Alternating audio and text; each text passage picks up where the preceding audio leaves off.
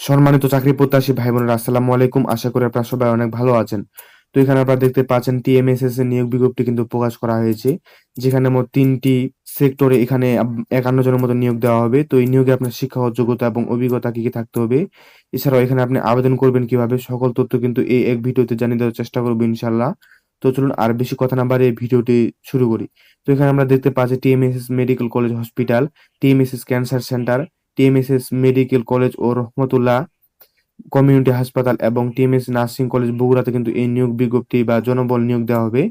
তো এখানে আমরা ১ নাম্বারে দেখতে পাচ্ছি RS পদ সংখ্যা হচ্ছে ১ জন, অবস এন্ড গাহিনী ১ জন। মোট এখানে ১ জন করে ২ জন নিয়োগ দেওয়া হবে। তো এখানে আপনার শিক্ষা ও যোগ্যতা থাকতে হবে সার্জারি এবং অবস এবং গাহিনী বিভাগে শিক্ষা ও যোগ্যতা থাকতে হবে কমপক্ষে MBBS পাস। এছাড়াও পোস্ট গ্রাজুয়েট ডিগ্রিধারী হতে হবে। এছাড়াও ৫ নং বেদে কিন্তু এখানে বেতন প্রদান করা হবে। ২ নাম্বার আমরা দেখতে পাচ্ছি সিনিয়র মেডিকেল অফিসার, যেখানে নিয়োগ দেবে ২ জন। এখানে শিক্ষা ও যোগ্যতা এবং অভিজ্ঞতা লাগবে। আইসিইউ শিক্ষা ও যোগ্যতা MBBS পাস হতে হবে এবং ক্রিটিক্যাল কেয়ার ম্যানেজমেন্ট বিষয়ে কিন্তু এখানে আপনাদের ২ বছরের বাস্তব অভিজ্ঞতা সম্পন্ন হতে হবে। তো এরপর আমরা ৩ নাম্বারে দেখতে পাচ্ছি মেডিকেল অফিসার, যেখানে সার্জারি বিষয়ে ২ জন, আইসিইউতে ১ জন, ইউরোথোলজিতে ১ জন এবং হেমাটোলজিতে ৭ জন এবং এখানে হচ্ছে হিস্টোপ্যাথোলজি ১ জন, বায়োমেটিকুলারে ১ জন, সর্বমোট এখানে ১৩ জন নিয়োগ দেওয়া হবে। আর শিক্ষাগত এগুলো আপনারা পড়ে নেন, কারণ এগুলা পড়ে শোনালে ভিডিওটি অনেক লেন্দি হয়ে যাবে। তো এরপর আমরা ৪ নাম্বারে দেখতে পাচ্ছি টেকনিশিয়ান, এখানে পদ সংখ্যা হচ্ছে ৪ জন। এরপর দেখতে পাচ্ছি অপারেশন, এখানে নিয়োগ দেবে ৬ জন এবং অ্যাসিস্ট্যান্ট এখানে ৪ জন।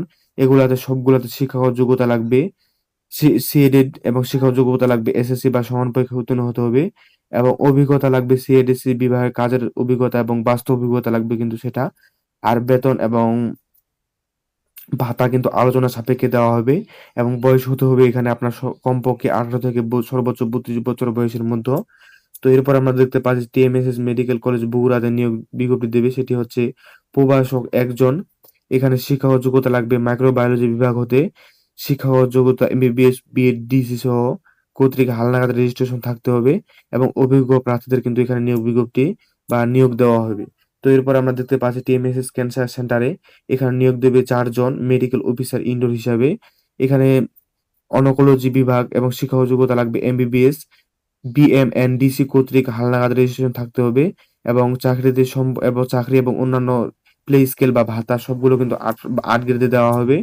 তো এরপর আমরা ৯ নাম্বারে দেখতে পাচ্ছি প্রভাষক, যেখানে নিয়োগ দেবে ১ জন। এটা কিন্তু টিএমএসএস নার্সিং কলেজে। আর ২ নাম্বারে দেখতে পাচ্ছি আমরা লাইব্রেরিয়ান, এখানে নিয়োগ দেবে ১ জন।